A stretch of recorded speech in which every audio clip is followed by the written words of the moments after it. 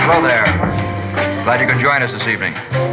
I'm Hugh Hefner, editor-publisher of Playboy magazine, and your host. And this is Playboy's Penthouse. Come on in and meet some of our guests. Well, here we have Eleanor Bradley and Miss Joyce Nazari, two of our most popular playmates, and Lenny Bruce, foremost exponent of sick humor and... Oh! Isn't that sick? Oh boy, the champagne is really making my nose bubbly, Uncle Hugh. Especially well known for his extemporaneous and ad-lib jokes. That was ad-lib, you like that? That was very ad-lib. Go ahead and take care of your guests, and I'll help the girls rustle up some. Okay, good. Come and get me some, please. Hey, that's circulating. Hey, say what's happening, you know. Give me a taste. Yeah. Huh? You having a good time? Yeah, it's good. I'm beat there. That's it? Yeah.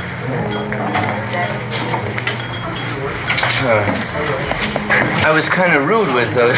I was talking to the chicks, and then all of a sudden they sort of floated up into. I wonder if I can have a drink. Yeah. It's a kind of an interesting party. You know, I first figured it would be like sort of a TV, you know, typical fake party, you know. But it's got a good party feeling to it with some pretty chicks, you know, which is a good composite, you know. Well, the girls, and we serve real liquor, and it does the trick. Do you think you'll get any objection, you know, drinking on the show? I don't think I've ever seen that on the show. Do you think that'll be objection? We'll find out. We hope not. Yeah, I hope not. Because I would hope so if none of the viewers drank at home. But if they do drink, then I would want the same honesty to be on the show, you know, which should be the motivation for the show. And then that's what grew me about the show, that it's it's actually a party. So whatever happens at a party, within, you know, limitations. Well, we're trying to trying to build the personality of the show out of the magazine itself and make the thing a sort of a sophisticated weekly get-together of the people that we dig and who dig us. And just have ourselves a kind of a late-night ball. Yeah, when I first heard that Playboy was going to do a Penthouse party, I sort of wondered, you know, and not what you're supposing. I wondered, you know, because I would never satirize the obvious. I wondered about the sponsor, because I'm sure that, you know, there has to be some sponsor identification. And I was wondering about the sponsor. Will the sponsor out there say, well, Playboy is very chic and, as you said, sophisticated. The magazine is filled with car coats, sports cars, and does the prospective sponsor out there? Do you figure that your viewer, suppose he can't afford the sports car, the sports coat? Well, I've been thinking about that. And I'm glad that you've got some guts. You're not interested in the people that don't have any money.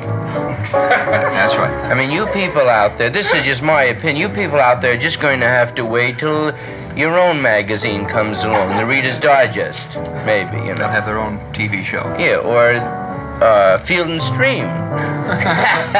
That'd be good. Field and Stream, the playmate for December has a duck in her mouth. And she comes out with me sort of a group.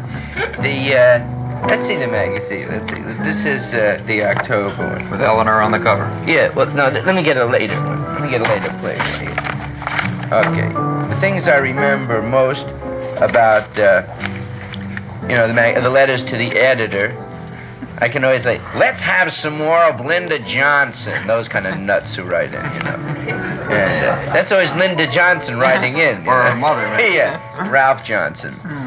And then they had the things on the beatniks and that kind of, you know, that which is magazine writing today. I imagine we're going to probably have a program dedicated to beat one of these days soon with Kerouac and... There's a funny thing, the beatnik. Mm-hmm. I went by a, you know, like a coffee shop thing. So there's a guy with a beard there, you know, and I used to speak strictly in the hip idiom. So the guy's got the beard, I figure I'll relax him, I'll talk hip. So that's like, what's shaking, baby? And he started talking Jewish. He was a rabbi. which is like pretty. Can't far tell out. some of this. Yes, Beck, that's good. Can't tell with beards these days. Before, I admire the Spectrosky very much, and I like you. And I thought later, when we were talking early with Nat Cole, that I seemed a little hostile. And I wasn't. I don't want that to come across. But sometimes, if I'm very exuberant, and I'll yell, and then it sounds like sort of rank, So if I seem that way, I want to apologize to you. This is pretty different than the TV shows you're used to doing, the Steve Allen things and the Spectaculars, a little more relaxed and a little more fun. What kind of...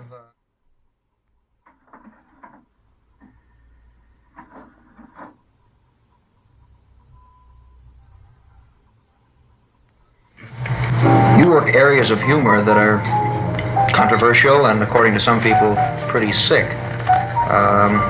Do you consider yourself a sick comic? Yeah, that's interesting. Do I consider myself sick?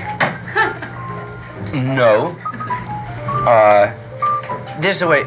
Sick, let's take the word, semantics, There's no such thing, naturally, as sick comedy, There's no such thing as beatniks. It's a writer's device.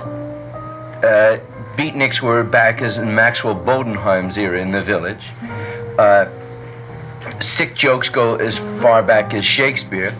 But it's, do you have a Kleenex or something? Have you got one of the chicks got a Kleenex?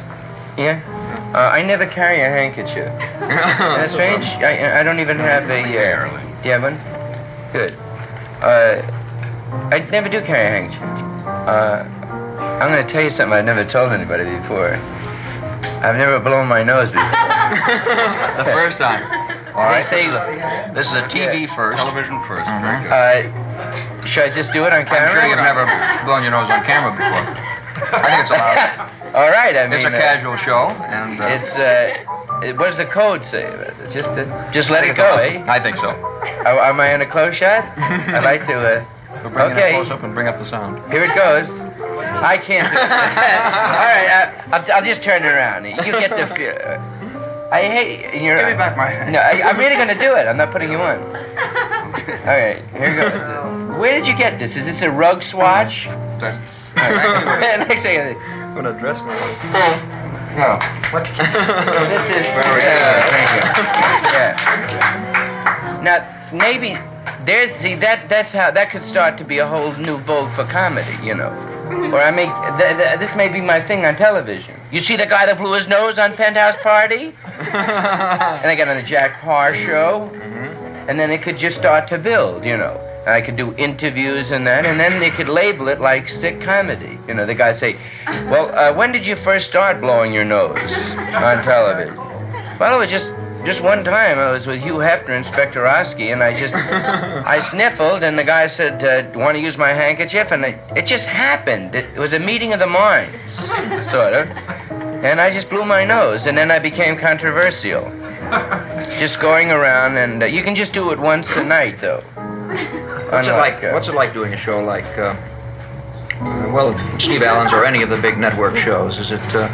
You can't blow your nose. That's one of them. No, there are some restrictions. You can't. Did Steve ever let you con him out of a handkerchief? I mean, I noticed you rewrote history That's there the a old little. You trick, said, isn't it? I offered you the handkerchief. You remember? Yeah. Okay. Well, I'll never get it back. There were some restrictions, but not from Steve Allen. Do you know Steve Allen, Spectrosky? We used to work together. I think you'll agree, maybe, that I feel he is the most literate. He is about the most erudite, humane humorist on the American scene today. Besides comedy, he's interested, and I'm not being facetious now, Strodium 90, Fallout. Does he ever send you any of that kind of literature? He's very active, with the Albert Schweitzer kind of thing, and I really like him. But he doesn't control the whole show. Profit motivation and sponsors do. So when I did their first show, they had, they're naturally afraid of the way I work, and it's a live show, it's not taped, so I could have, been pretty irreverent. So they had me audition, which is very hard for me. I do pretty spontaneous humor, and to do word-for-word comedy is just horrendous. So I did a joke, and Steve is cracking up, he's laughing. But the producer, Bill Harback, He's laughing, but he's got a little more to lose. Like, that kind of thing. So I did a joke on the show. Oh, yeah. I made reference to a joke I used to do, and I said that I have a tattoo, which I actually have. And I got this in Malta, in the Mediterranean, about 1942. And I said that, in the joke I did on the show, I said I smoked Marlboros when I was 6 years old and it grew up. Which is like a funny joke. Okay, now, then I went into a truism.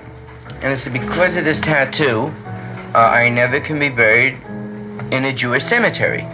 That's the truth. That's the Orthodox scene. You have to go out of the world the way you came in, with no marks or no changes, So when I got back from Malta, I was over at my aunt's house in Jamaica, Long Island, and she's very Orthodox. So I'm in her kitchen, I'm washing with a Roki soap there, So she pins the tattoo and she flips, She goes, ah! Ah! So it's a real Jewish minor bird. So she did. You're on your arm. You can't be buried in a Jewish cemetery. I said, what do you nudge me for? Me, they'll cut the sword, they'll bury this in a Gentile cemetery, And leave me alone. Okay, which is like cute and humorous. Okay, now, continuity says to me, you can't do that. You can't, so why not? He said, well, it's definitely offensive to the Jewish people. I said, you're a nut, man. He said, no, it is blah, blah, blah, blah. He said, any time we do any humor on any ethnic groups, there's a lot of male. Now, let me first set that straight. I think that anybody who writes into anybody are whacks. Nuts. Any of you people out of your skull out there who sit in and write stations, Because I know anyone who's got a function, married women with children are too busy, guys who work. So it has to be some complete far-out wacko who's sitting alone in a furnished room, with a TV set the Goodwill gave him, and he's saying, that's dirty. You know what I mean? While he's choking pigeons and a good Kraft Ebbing background, Oh, I got off on a tangent. Well, anyway, so the guy said to me, can't do the joke. I said, well, later, I'm not going to do the show, because I've got enough bread, I don't have to make this scene, So he says to me, no, blah, blah, blah, blah. He said, you don't need that. I said, look, it's not offensive to the Jewish people. I'm Jewish, and it doesn't offend me, and I represent. I'm the Messiah, okay? So I said, no. Okay, now, they have a whole hassle, So the guy goes back, and there's about 20 guys. They all get together, and they talk it over. And the guy comes back, and he says, Lenny, we talked it all over, and it's definitely offensive to the Gentile people, too. I said, how do you figure that? He said, well, what you're saying in essence is that the Gentiles don't care what they bury. So, go fight, that kind of thing. Oh.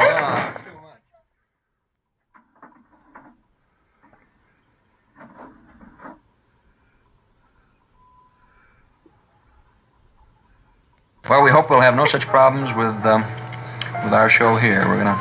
No, it's getting better, I see. Yeah, I think you're right. I sense a change in the times and ability to discuss things more openly on TV and movies. I think we're going magazines. through a very interesting transition. First, there was Burl, slapstick, out comedy. Just a moment for sick comedy, by the way. As I said, there was nothing new. Time magazine grouped about 4 or 5 sick comics. Let's negate that immediately. Mortzall, brilliant, political, stand-up, stark monologist. Nothing sick about him, or he would have never done a Revlon spec. Shelley Berman, real Hamish, down-home humor, forget him. Jonathan Winters. Yeah, Jonathan's... yeah, he's beautiful. He's a little sick, I dig him. In fact, they're taking me away soon. Jonathan finked on me. That's how he got out. He turned into nuts. And that's what the guy said. If I turn in 4 nuts, I can stay on the street. But Lou Costello, there's a good comedian. Well-liked, well-loved comic. And the era that's criticizing the sick comic today, which, believe me, I feel no hostility towards any reviewer that writes me, because I realize that the reviewer has to take a side one man's opinion, and for him to knock makes a very interesting column. So I'm not drugged with any people who put down sick comedy, because I don't do any sick comedy, but it's a commercial tag that's happened now. The same as Calypso, which never was. Let's see. Lou Costello. Let me think of a joke that Costello would do. You'd never think of Lou Costello as a sick comic, would you? No. Family type home entertainment. All right. Lou Costello used to do a joke. My wife died last night. Now, I would never move into that area at all in humor. Mm-hmm. I would never... Comedy is tragedy plus time. That's a little too close. All right, that's sicko one. His wife died last night. He's humoring. When she, on her deathbed, she said, when I die, if you cheat on me, I'll dig my way out of my grave and haunt you, which is a pretty macabre situation we're building.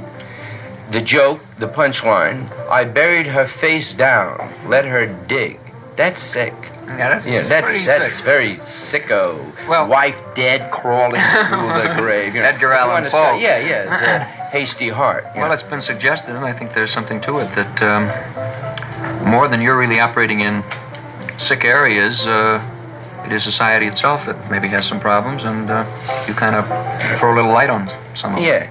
Then again, I'd like to, I'd love to be the martyr, and say, yeah, that's right, a society's sick, and, I'm straightening out a lot of societal problems. But I realize that I'm society, it's never they. Your society, and it's like integration to me is a big hang-up. I capsule it very quickly. I don't knock anybody who's not an out-and-out integration. It's just the way I look at it very simply. It's just from a moral aspect. If you're not an out-and-out integrationist, not you're an atheist, because Christ and Moses were teachers. And if you keep anybody out of school for 5 minutes, you're against every Christ-like concept, so that you're an atheist. Now, from a safety factor, the missiles, Polaris, Vanguard, Atlas, are made from academic background, physics. There's no such thing as give them a few dollars, they'll fix it. It doesn't work that way. So anyone who is not an out-and-out integrationist is just a communist, pro-communist, So that bugs me.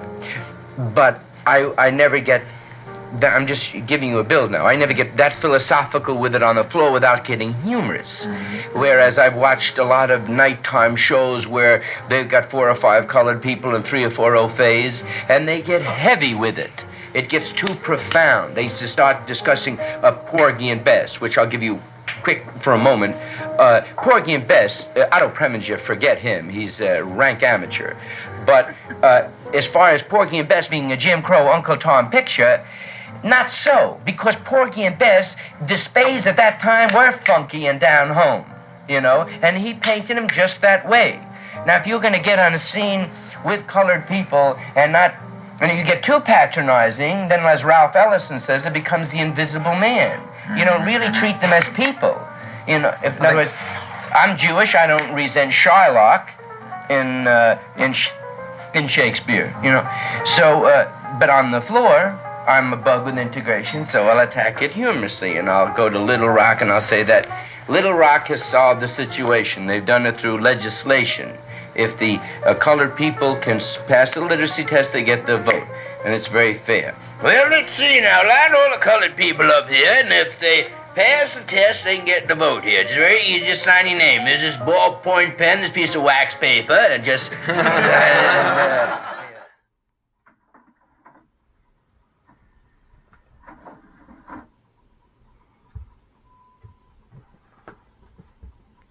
And I think it's in the areas of social commentary that you probably come closest to people like Morton, things that Morton does. But you also work with your humor in areas that very few, the little anecdote of Costello's notwithstanding, that very few comics work today. You find humor in some of the strangest and sickest aspects of society, like some kid blowing up his mother in a plane, or things of this kind. Yeah, well, here's how I feel about you. If I start to really analyze my humor, I guess every bit of it stems from some societal problem or people's concept that I think is hypocrisy. All right, the kid that, remember a couple years ago, a kid, and I did on the album too, a kid was stuck in the well? All right, there was a child that was trapped in the well. Right? And a doctor attended him, and they got the kid out, and the doctor sent a bill. Right? Now, the nation screamed, what thinks those doctors are, How about that, sending those poor people a bill, Well, naturally, the poor person they sent the bill, let's see, generalize his, maybe as a TV repairman, all right? And he's a poor person opposed to the doctor who maybe grosses $6,000 or $7,000 a month, or a specialist, right? Okay, but how about the poor TV mirror? That schlub wants to get paid now, Daddy, $2 home repair, he wants the bread there from the doctor, anyone he wants it from. So the doctor naturally should get paid. So that struck me sort of humorously and bugged me, too. So I satirized it, and I said that they sent the doctor bill, blah, blah, blah. So it brought so much heat on the AMA, the American Medical Association, that all the doctors got together, And the doctor kept saying, I want my money. What do you figure? Look, I want the money, man. I stayed out there with the kid, and it was cold. My legs are chapped, and that's it. I want the bread, that's all. I'm giving, I'll split now. Will you stop it now with that money? Look, I want the money, man, and that's all. I don't want to have no hassle. I sent the bill, $63 plus the medicine, and that's it. I want it. That's it. I want the money. I don't want the guy fixing my TV. I want the money. That's it, But you stop with the money. We'll get even next year with a new disease, and that's it. Forget about it. We'll swing that way. Get the guys. Give me a new disease for next year. All right, we're thinking. Get the writers up. Give me what disease you're working on. Well, we're thinking of switching the grip. Yeah, we didn't do the grip for a while. That's pretty wild. Yeah, the grip. That's interesting. Let's see. I'll give you a working title for it. Asiatic flu. Okay? Send that out. Call up Park Lily, get some new pills. The Spaniels died last year. Call up Leonard Solomon, Solomon's Drugs, and get some, I think the greens will go good. And that's it. Okay, doctors, that's it. Asiatic flu. Are there any questions? Yeah, what are the symptoms? Same bit. Nauseous, headache, loss of appetite, all right? All right, what do we tell the people when they want to know where it comes from? Are you kidding? The same bit. It's going around. It's going on. Throw in the body is like a tree, and throw in those other moron parallels, that they understand. Your body's like an automobile, and if you put the gas on, and those other nitwit things, okay? That's it. Or send it out. So that's it. So they got the kid, out of the well, and the report came from Patchogue, New York, that the child is out of the well. The doctor bill will not have to be paid. Of course, the child will have to be returned to the well. That is like, which is sick.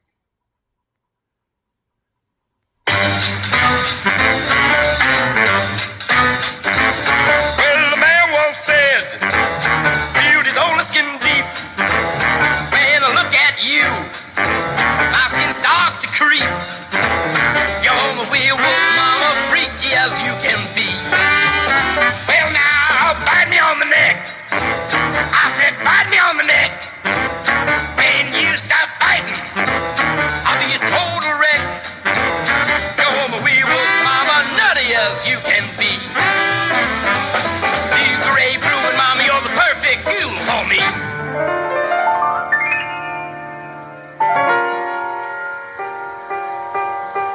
My life, I have never seen such a wipe-out beautiful monster as you. But you're not kind to me. I can tell I don't groove you. I'm not freakish enough for you. You want someone to really make you wig out. But I love you for it. You know what I'm going to do for you? You don't know, do you? I'm going to my laboratory to make you a monster that will make you give up the wooden stakes and the silver bullets. You're so beautiful, my werewolf mama. Now comb your face and get ready. Who are you? Permit me to introduce myself. That fink. Well, my monster is almost ready. Now just a little more bird seed for his head, and I'll just sew it up now. Now to pump the life into his veins. I've done it. He's sitting up. He's opening up his eyes. He's going to speak to me. Speak to me, monster. Wonderful, wonderful. That was Stanley Kowalski singing when you put off your coat. Well, the werewolf said, beauty's only skin deep. When I look at you, my skin starts to creep. You're the werewolf mama, freaky as you can be. Oh, you're such a